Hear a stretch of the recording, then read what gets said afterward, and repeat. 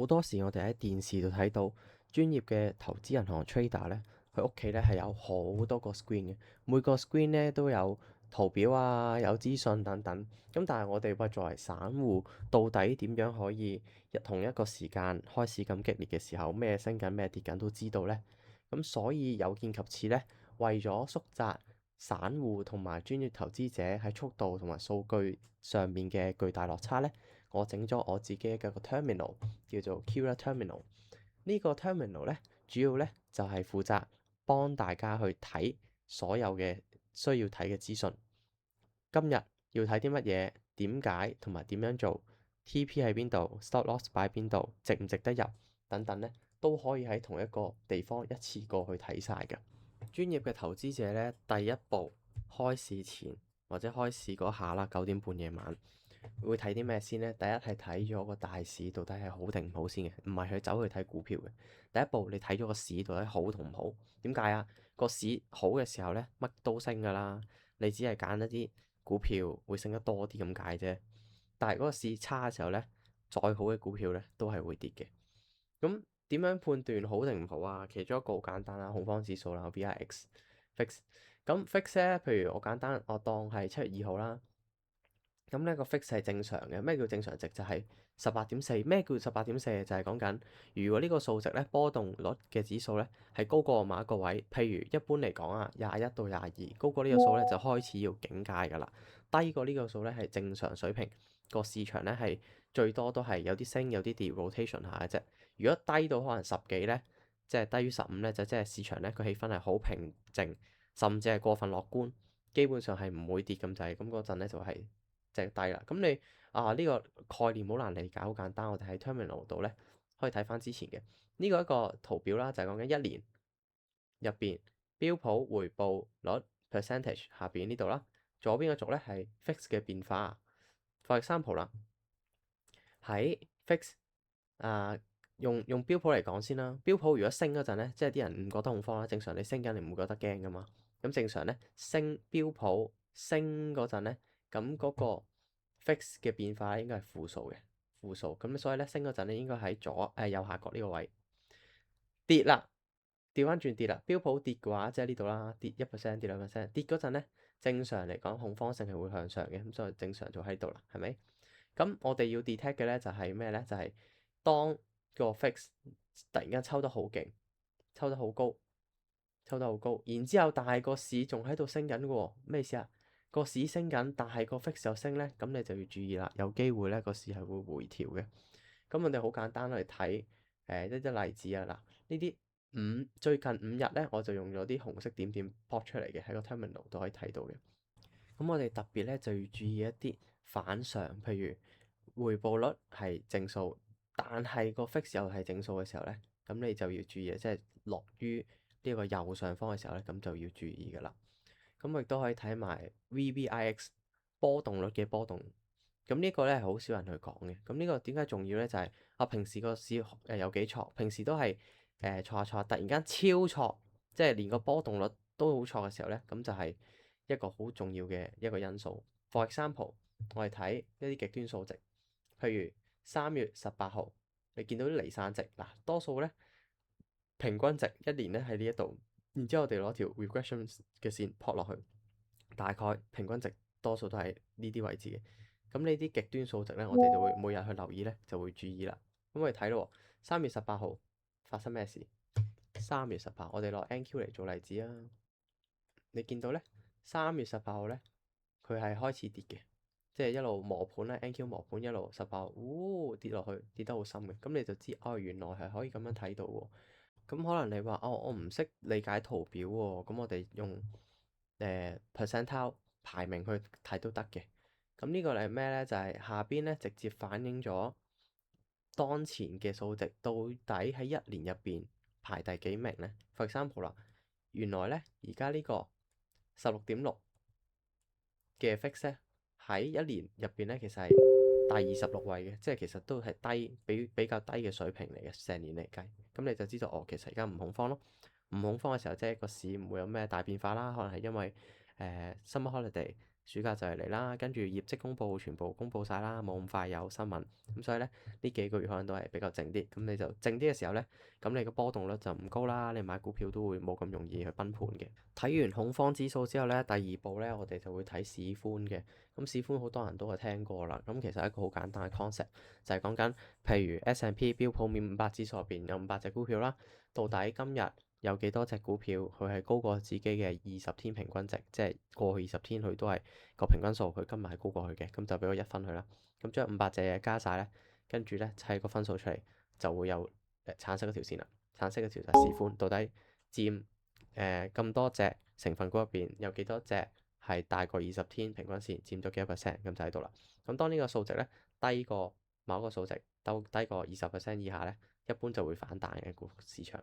For example，3月20號啦，或者你睇翻3月嘅26號啦，咁咧伊朗戰爭就即係出完之後，突然間就話唔打啦，咁就上翻晒。咁你見到咧個 S&P 嘅市寬咧係跌到13% 嘅，即係跌穿咗20咧，你開始鬧咧，其實你見到白色嗰條線咧就係 S&P 啦，咁就哇上翻晒。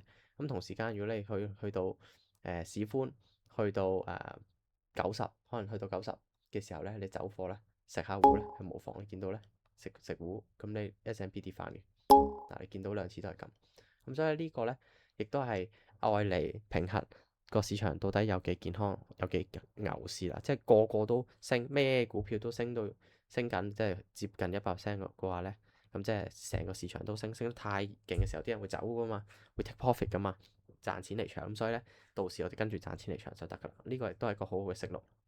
你可以睇納指，亦都係一樣啦。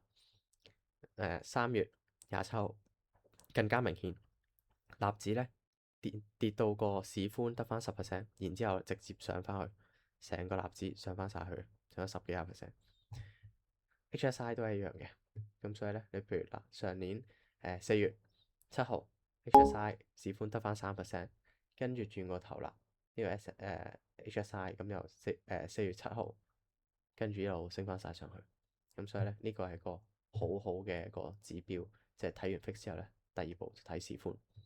我哋順住個 terminal 睇落去咧，就知哦。其實如果我唔去解釋嘅話咧，其實你習慣睇呢嚿嘢咧，你1秒就睇完㗎。OK，今日市場唔錯唔錯，跟住就繼續睇落去。跟住下邊咧就會有大市因子嘅咩嚟咧？就係講緊哦，成個大市到底升啲咩跌啲乜？你會見啊，譬如標普係跌緊嘅，7巨頭係跌緊嘅，咁你呢啲大嘅跌緊，你 index 都唔會有好下場嘅。咁動能方面啦，純因子呢後邊我哋有機會再講解。咁一般你就可以睇到到底係乜嘢類型嘅股票係升嘅。For example 啦，啊動能原來升緊嘅，品質係跌緊。品質即係講緊啲股票本身已經好勁，譬如可口可樂啊，一啲實業嘅股票。咁你見到每日升嘅股票板塊唔同啦，同埋佢個類型咧都係會唔同嘅。或者原來啊低波動率，即係譬如 utility 啊，咩電力啊、水電煤嗰啲咧跌緊喎。咁你可以即係喺度就睇到啦。然之後啦，亦都係睇埋唔同嘅資產。啊，原來黃金係跌嘅，美金係升嘅，咁你可以一眼睇到晒。咁呢啲嘅關係咧，我哋有機會會再詳細去講啦。原來金同美金會有好多即係關係，會令到你做一啲決定係容易做嘅。或者你睇國家方面，如果你唔係淨係炒香港、美國，咁你可能炒埋日本、台灣股票嘅，咁你見到哦，原來台灣股票、日本股票升緊嘅，咁你就可以知，跟住從而咧令到你去部署得更好啦。咁後邊咧就係板塊強弱。即係大部分嘅散戶咧，打開個手機 app 咧，就係去睇哦，今日邊隻股票升，邊隻跌啦。但係其實咧，邊隻升就追邊隻咧係唔得嘅，即係永遠都會慢半拍。好多時咧，升咧唔會淨係得一隻同類型股票升嘅。譬如佢今日係升緊通訊嘅，佢全部通訊嘅股票都會升嘅。同埋咧，有時可能係龍頭升，跟住後邊就跟住。咁如果你後邊好耐先睇到咧，咁你咪追得遲咯。咁所以咧，我哋一般咧就會用Sector ETF 板塊美股，佢有好多唔同嘅板塊 ETF 嘅，咁就代表晒每個唔同板塊嘅資金。咁一般咧，我哋正常人咧，佢就會嚟到 short 同一日，譬如7月1號邊隻股票升得最多，原來係軟件股同埋升得最多嘅保險股升得多，通訊股升得多。咁呢樣係好簡單嘅理解。咁但係咧，一般我哋就用 C-score，我哋 short C-score 去睇，原來係通訊係最勁，軟件股係第三勁嘅啫。咁呢個咩嚟咧？C-score 其實好簡單，我哋去睇C-score，咁係一個標準嘅分數，標準分數睇完之後咧，唔知發生咩事唔緊要，好簡單嘅啫。C-score 咧其實係代表而家數值減去平均值，除翻佢嘅波動率。咁講完之後，都係唔明喎。其實最簡單用白話文講啦，就係講緊譬如你有兩個學生考試，一個係學生 A，好乖嘅，每次都係60分，突然間今日考到80分，即係多咗20分喎，勁啦，係咪？學生 B 每次考試咧都係90分嘅，咁今次考到95分，好，即係 absolute 嚟講，學生 B 係勁啲啦，係咪？但實際上咧，學生 A 係突破喎，係嘛？罕有嘅突破，呢個咧就係我哋講嘅 C-score，就係話如果 B 學生平時都係維持一般嘅水準，都係咁勁嘅，咁其實我哋就唔當佢係勁啦。反而我哋想睇嘅咧就係個轉變，就係話哇 A 原來 A 學生係勁啲嘅。咁用翻股票嚟講啦，好簡單。平時 utility 咧，即係嗰啲公用股啊，正常唔喐嘅話，可能喐1% 嘅啫。啲水電煤正常唔會喐1% 咁多，突然間佢喐10%，哇超多啦，係咪？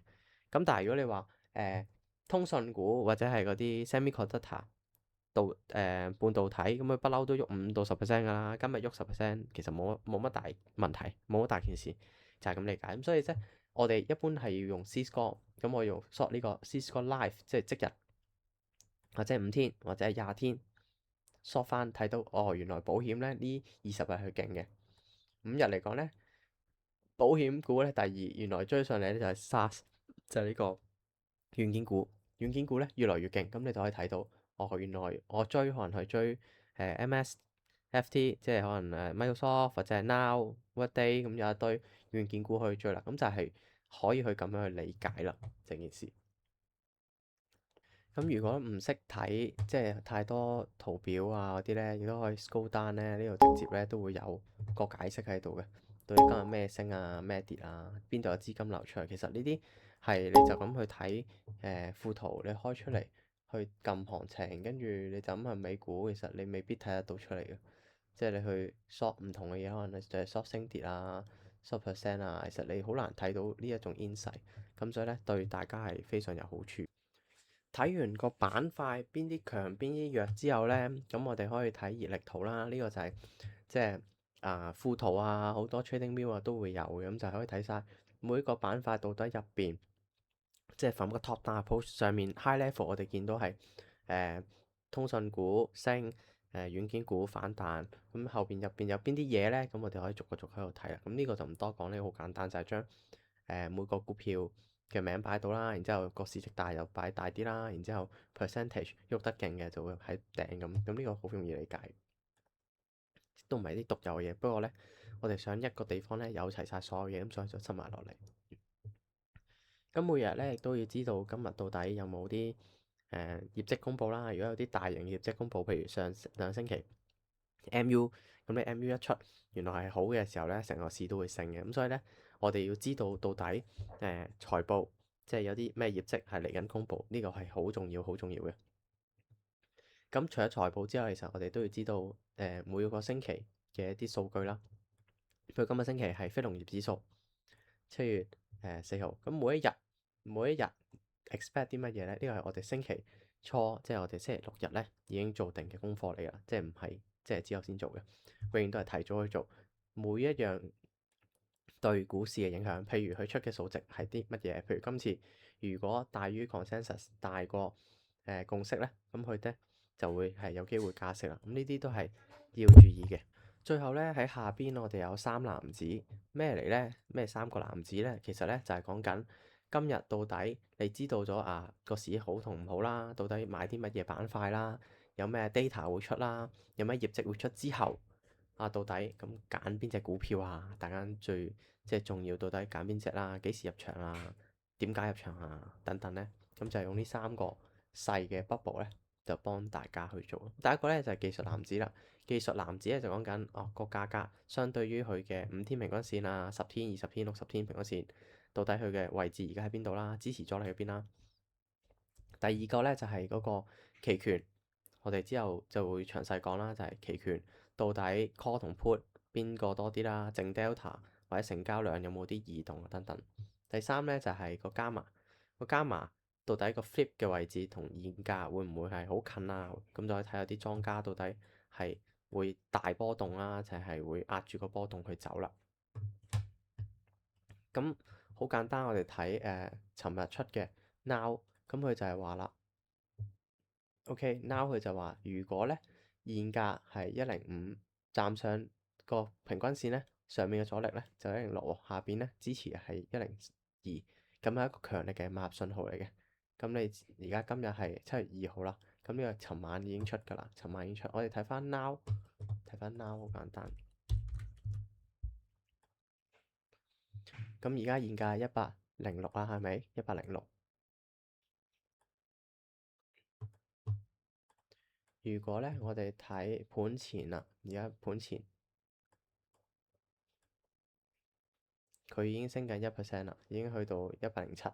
咁 expect 咧，佢都係繼續會去打上去嘅。咁下邊亦都會有齊晒點解去做呢樣嘢啦。佢嘅每一樣嘅 detail 喺邊度，咁我哋一陣會再詳細去講嘅。咁下邊亦都可以睇到Tesla 呢排係 OK 嘅，升翻上去嘅。Sandy 咧都多翻人想買啦，咁你可以睇到嘅。好，咁我哋咧後邊我哋就會去到睇一個特別啲嘅環節，先跳一跳去後邊，就係嗰個成交量分佈。咁我哋用英偉達 NVIDIA 做例子啦。咁一開始就係清水圖加個 EMA 線啦，就係好多時啲人話短線如果 cut 長線咁就係一個bullish 信號啦，就係呢度係一個上升信號啦。跟住如果係長線 cut 翻下線向下咧，咁就係即係一個跌勢啦。咁呢個 EMA 線都好重要，即係好多人都會睇嘅。咁但係我哋淨係 EMA 線咧係唔夠，我哋會睇埋唔同嘅 MA 到底係咩位置啦。我哋睇可能係最簡單嘅 MA 係咩位置，如果打穿咧就係一個支持或者阻力。咁但係咧專業嘅投資者咧，其實咧係睇 volume profile，就係呢啲紅色同埋藍色線咁我擺喺度，咁就做一個支持同阻力位嘅。咁咧呢啲咩嚟咧？其實就係講緊佢按歷史嘅成交量再加個當前價格，將佢加埋一齊，就變咗一條線。過去一年嘅 range 全部加起晒佢，咁就見到原來大部分人嘅成交咧係喺呢啲最長嘅位置，譬如呢個啦，194.4，咁你見到呢度啦，194.4係一個強支持，核心支持咧咁就喺下邊呢度啦，下邊呢度。咁你見到所有長嘅盤咧，就係如果掂到咧，你見到啱啱好啊，192點幾嗱，呢一日啱啱好咧掂到咧就反彈啦。咁所以咧你就要知道原來咧呢啲線係好重要嘅，呢啲係一啲你平時圖表你嘅指標入邊係冇嘅。咁 TradingView 其實都會有呢一種 volume profile 嘅線啦，但係佢就唔夠準，因為咧我嘅軟件咧係用 Tick Data 每一個 transaction 咁加嘅。就唔係用日圖或者就咁用啲分鐘圖嘅成交 per price 咁樣加翻出嚟嘅。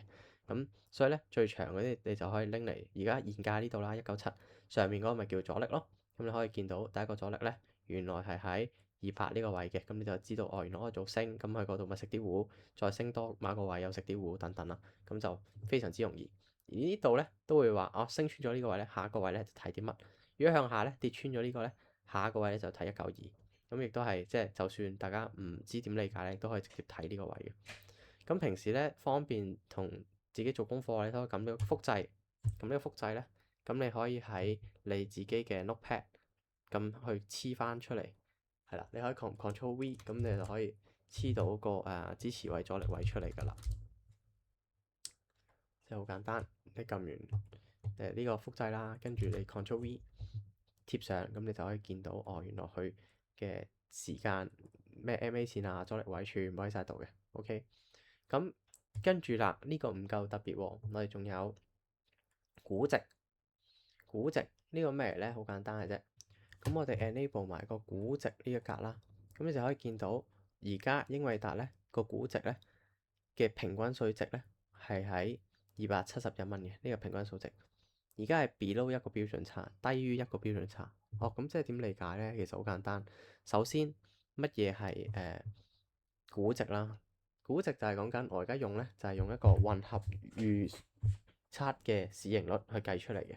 咁簡單嚟講，炒股係炒未來啦。我哋睇咧就係到底華爾街對呢間公司未來12個月嘅預測盈利，即係 forward EPS 啦，乘以佢過去幾年嘅歷史平均市盈率，咁啊計出一條合理嘅價格線啦。即係簡單嚟講，就係話呢間公司賺錢嘅能力，其實換算翻而家嘅價錢，到底呢隻股票應該係值幾多錢？平均值咧就係即係中間值啦，就係原來佢應該值270幾蚊嘅。而家英偉達係197，係低於一個平均值，亦即係講緊佢係低於平時嘅正常水平啦，係嚴重地低估啦。咁你就知道哦，原來咧 Nvidia 而家係好平嘅喎，成隻股票你覺得好似好貴，即係好多時貴同埋平係相對噶嘛，就係唔係話 absolute 到底去貴定平。譬如我哋睇 Sandy 啊。升咗好耐，大家知道龍頭股咁就係今年。原來你計翻佢嘅 EPS，計翻佢估值，其實現價咧係好低嘅，甚至係低於平均值嘅。即係原來佢仍然都係好平嘅。2000蚊嘅 Sandy 升咗咁耐，佢升咗幾耐啊？我哋可以睇翻喺標普啦，標普500你見到哦，year to date 今年2026年1月1號到而家過咗半年啦，即係到6月30號去到7月2啦，而家都已經升咗600幾%，一隻升咗600幾%嘅股票，你就覺得哇好貴啊，好貴啊！其實實際上咧，原來一啲都唔貴嘅，原來一啲都唔貴。咁亦都係可以用呢個方法，我哋去睇一般專業投資者去睇，我哋唔係淨係睇數值，見到佢升就追，你都可以睇，喂佢升嗰陣，原來佢啱啱好而家擲正咗個 volume profile 喎，擲界咁佢可以大上大落啦。或者係如果啱啱今晚NFP 出呢啲數據之後，突然間都係繼續守上去咧，咁就知道原來繼續係向上等等。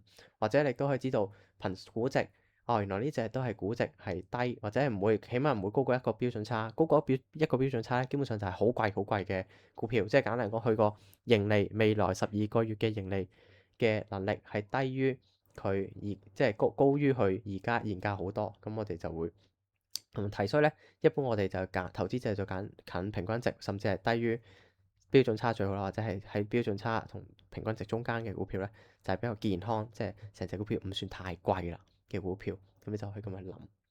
咁最後啦，仲有一個叫做期權長，期權長呢個咧，我可唔可以拆咗第二啲嘢去睇？咁你見到咧，期權長咧就係講緊 open interest，我哋之後講嘅股票嘅期權 call 同 put 啦，到底而家最多人開咗個 open interest 未平倉，到底平喺邊個位置？咁原來係2000窄界，大家都係估爆邊嚟㗎。咁其他股票唔一定係咁㗎，唔一定係咁㗎。我哋睇譬如 Nvidia 啦，option wall 咧 put wall 係喺180，即係啲人估最低180就會反彈咯。call wall 喺200，而家現價係197，即係就嚟掂到個最高值啦，200，咁就可能卡喺度，或者係打穿咗呢個咧，跟住真係一個突破，真係可以上到去咧，咁就上到204等等啦。咁呢個亦都係一個好好嘅一個指標，即係多數咧啲人就係獨立去睇，但係我咧就有個創新方法，就將佢咧全部擺晒同一個位置，咁咧你就可以開晒佢，然之後咧睇而家個股價到底對於嗰隻股票嚟講係處於啲咩位置啦。咁 ST 我哋自己獨家嘅嘢啦，就係 Super Trend 啦，咁亦都係我哋衡量到底隻股票係升定跌嘅，即係可能大家去都熟習噶啦。如果嗱呢條 ST 啦，透明呢條，如果個股價喺 ST 下邊咧，就係一個紅嘅趨勢；如果喺 ST 嘅上面咧，就係一個升嘅趨勢。咁大家都耳熟能詳噶啦。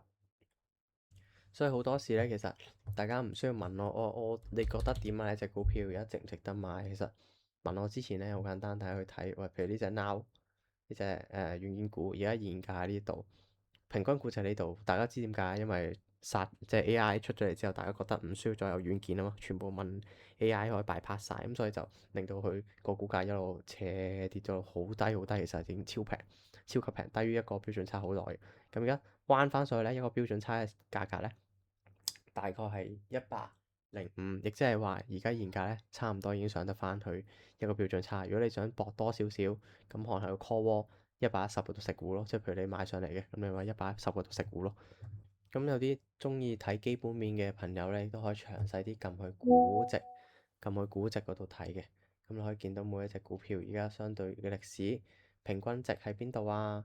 即係喺呢度啦，中間值平均值啦，低於嘅標準差，譬如 Palantir 原來而家係低於標準差嘅喎，喺68，亦都係好平。咁會唔會上翻68啊？如果你睇升，咁你 TP 咪可以擺喺68咯。如果你 SL 咁，你咪睇翻哦，原來下邊最低嘅位置喺邊度等等，或者係睇到底price earning 嘅 ratio 係幾多啊，price sales 嘅 ratio 係幾多啊，price to book 嘅 ratio 係幾多啊，都可以喺度咧一次過係即係。又或者大家想睇今個星期嘅業績嗱，今個星期業績比較少啦，剩翻嘅得幾間都唔係大嗰啲，我會用啲啡色嘅圈住佢啦，係咪？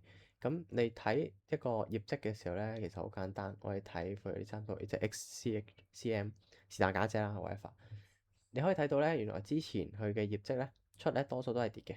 你見到之前嘅日子啦，呢個之前日子多數係跌嘅，得一次係升嘅啫。咁你可以見到用呢個圖表表達，亦都可以睇到嘅。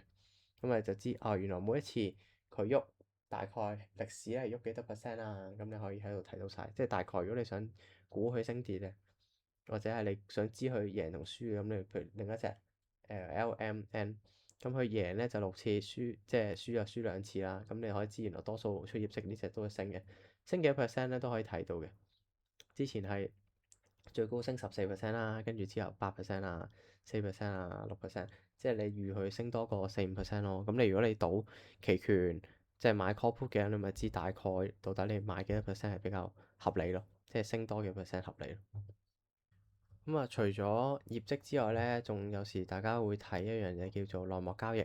香港咧就犯法嘅，咁外國咧其實所有內幕交易咧，其實講緊咧就唔係嗰啲鬼鬼祟祟買咗先嗰啲啦，咁就係講緊公司內部，即係嗰啲高層啦、董事啦、有10% 嘅大股東啦，向翻 SEC 即係外國嘅公司申報翻佢哋買咗啲咩、買咗啲乜等等啦。咁咧其實佢哋就係用真金白銀。講緊啲公司入邊內部職員喎，真錢去買自己公司嘅股票，或者係行使自己嘅得到嘅一啲期權啦，即係做得好耐，公司效勞咗好耐，跟住公司俾翻啲股票佢等等。咁佢哋咧其實肯定係最識間公司啦，係咪？即係知道晒運作啦。咁你覺得佢哋幾時會買自己公司股票啊？咁肯定係升啦，係咪？佢哋唔係睇升，唔係睇好嘅，冇理由自己買翻自己股票啊嘛，係咪先？咁咧喺呢一度咧，其實我哋咧就有一個即係一個通告啦。我哋每一日都會去監察到底有啲咩新上榜嘅。咁我哋就會睇到強嘅息路。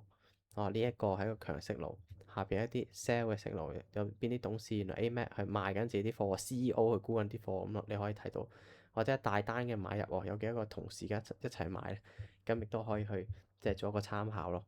好多時咧呢啲咧。就我哋就打個分數俾，就係一個 conviction，一個信心分，就係講緊如果呢單嘢個分數係高咧，咁我就知道呢單嘢多數咧係值得參考嘅。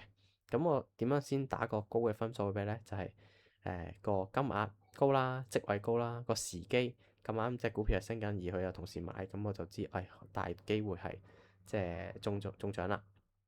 同埋職位都係譬如你 CEO、CFO 係重要啦，你一個掃地阿嬸梗係唔重要啦，係嘛？咁你或者係同時間一堆人一次過幾個內部職員一次過買咧，咁呢啲就係俾即係一個人去買入就比較強嘅升幅咯。咁同埋持股嘅 percentage change，即係持股如果突然間佢本身係得少少，突然間加即係得1%加到10%，咁就知係好重咯。如果佢本身係10%加1%，咁其實即係唔多咯。係啦，咁就用呢啲分數咧，我就計咗個即係個分數喺度啦，即係令到大家可以睇到每日到底內幕交易會唔會有啲係最識得呢一間公司嘅人會去做一啲 transaction，而係好可以我哋覺得可以跟進嘅。當然啦，我哋一定要知間公司做啲咩，譬如呢對今日呢一堆全部都未見過嗰啲公司，咁啊冇乜用咯。如果係譬如平時我睇翻 Nvidia、MU 嗰啲，突然間佢喺度買自己股票賣自己股票咧，可能就係一個見頂或者見底信號啦。咁呢啲亦都係每日用1秒2秒去即係留意翻嘅一啲項目。咁當你決定咗買咩股票嘅時候咧，你就會諗買幾多想買幾多啊？咁其實就係假設你有1萬蚊啦，你買 MU，買 micro。跟住咧，你每日可以接受自己起床瞓醒個 account 多咗4%或者少過4%。咁呢4%，咁我唔可以就咁拍落去嘅，我要變翻波動率，用波動率去計翻到底我應該持有幾多嘅倉位。即係如果隻股票好錯嘅，咁我咪買少啲咯；唔係好錯嘅，好穩定啊，買多啲啊。匯豐嚟嘅咪買多啲咯，即係咁樣去諗。咁年化波動率咧有個法則嘅，就係16，就等於1%一日大概啦。咁如果我係接受到一日喐4%嘅，咁大概呢個咪64咯，或者你打60都得嘅。咁你咁計算10000美金，正常你可以買10000蚊嘅 equivalent 嘅 MU 噶嘛，你可以買到8股左右啦，9股左右。咁但係而家呢個咧就suggest 你咧係買4股嘅啫。點解？因為咧就係話，因為佢喐嘅波幅咧係100%嘅，107%年化。咁如果你嘅 target 你想每日瞓醒唔係喐咁多，107%即係講緊107除翻107除翻呢個16，咁大概咧就係每日喐6.6%。咁你唔會想你個 portfolio 一日喐即係6.6% 噶嘛？咁所以你想個波動率低啲嘅，咁咪將個轉化縮細一半咯。咁變相咧你就淨係可以買4股，即係講緊5500蚊，淨可以用5000蚊 out of 你嘅10000蚊啦。咁就可以決定到底你應該打幾大咯。每一隻股票都唔同嘅，即係譬如啲細價股喐得超勁嘅，咁你肯定會打細啲搏一樣嘅 return，可能你搏1000蚊美金，但係佢可以升10倍嘅，咁你一樣咪贏到成10000蚊咯。就係咁。好多時咧，我哋去做投資嘅時候咧，都想參考人哋抄下答案噶嘛。咁咧呢一個咧就係我自己嘅答案嚟嘅。咁咧我就係會將我自己嘅中長線嘅交易啦，即係唔係 day trade 啦，唔係一日內一日線嗰啲嚟嘅。咁我一般入咧就係即係打工仔都係啦，就係唔係好多時間睇股票嘛，可能買一隻股票咁啊坐，可能1個星期2個星期去拎一啲 return 啦。咁暫時咧 year to day 就講緊33%啦，都唔錯嘅成績啦。咁主要就係即係3月嗰時有輸過啦，因為戰爭啦，後邊就一路坐翻晒上嚟。咁亦都喺6月上2個星期咧就清咗倉呢個科技股啦，同埋個 semis 嗰啲半導體。咁喺個高位大家見到咯。咁嗰陣當時我去清倉咧就冇人去清倉啦，咁我就係一個奇奇怪怪嘅人，突然間去走去清倉，which is prove 咗我係啱嘅。咁呢排即係跌得好勁啦，所以又會調。咁我慢慢想，就算我中意嗰隻股票，我都係喺一啲低啲嘅位去買翻去嘅。咁上年呢個 app 開始做嘅就係11月啦，咁啊一路就上年就正正常常啦，咁今年就真係 OK 啦，個 performance。咁每一個星期嘅 P&L 咧都可以喺度睇到嘅，公開公正啦，交易嘅 history 都會喺度啦，即係點解會入啊，賺幾多蝕幾多，每一條咧都會喺齊度。我 percentage 一定唔誇張啊，因為講緊你博中一隻 MU 啊 Sandy，你如果淨係買一隻咧，你幾百 percent 啊，輕輕鬆鬆一年。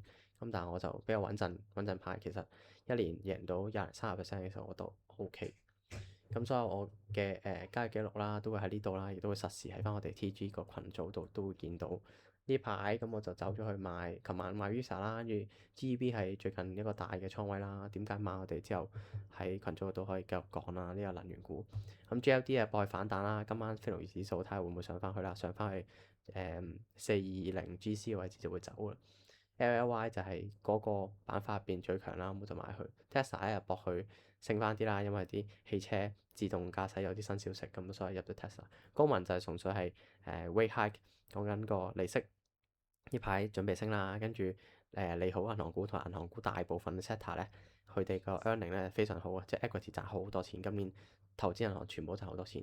咁 Intel 咧就仍然喺度啦，就係之前6月嗰陣想走晒所有倉未走晒嘅其中一隻啦，咁個 portion 比較少，佔成個 portfolio 其實都係0.9%，所以就暫時擺住喺度先咯，係啦。咁咧呢個咧 Maxwell Jordan 大家睇到啦，Profit Setter 大家睇到都係唔錯嘅成績，即係如果你唔係 aim 贏超大錢，慢慢咁樣賺上去，其實都 OK。即係 so far 我唔會揀啲中細價股，中價股都唔會揀噶啦。其實我揀親都係啲大價股，即係正正常常唔會話一日無啦啦跌咗20-30%，即係起碼保住個本，呢個係即係最重要咯。咁就唔係憑感覺，而係變翻一個有數據可以回顧翻個收益曲線啊，每一筆復盤翻啊，到底點解去走啊？點解去斬？即係好似有贏有輸噶嘛，可能有啲係之前嘅 history 啊，for example 呢隻 Marvell 呢隻後邊再追多次，再追多次嗰時，跟住點知瀨嘢咁咪斬咯，係咪？即係好多時我最高位有入過出出入入咁，但係咧去到某一個位啊覺得唔對路喎，咪斬咗。而家 so far 都仲係低過我走嗰個位置，咁咪 which is OK 咯。好多時就係咁。咁譬如呢隻 ASML 就坐咗半年，我先至走嘅，坐半年個價係超靚，但係都唔係最高位走啦，但係不過不失咯，係啦，呢個都係即係令到大家可以睇到哦，原來實戰都係可以即係穩穩陣陣嘅，唔需要話令到自己個 P&L roller coaster 咁樣即係過山。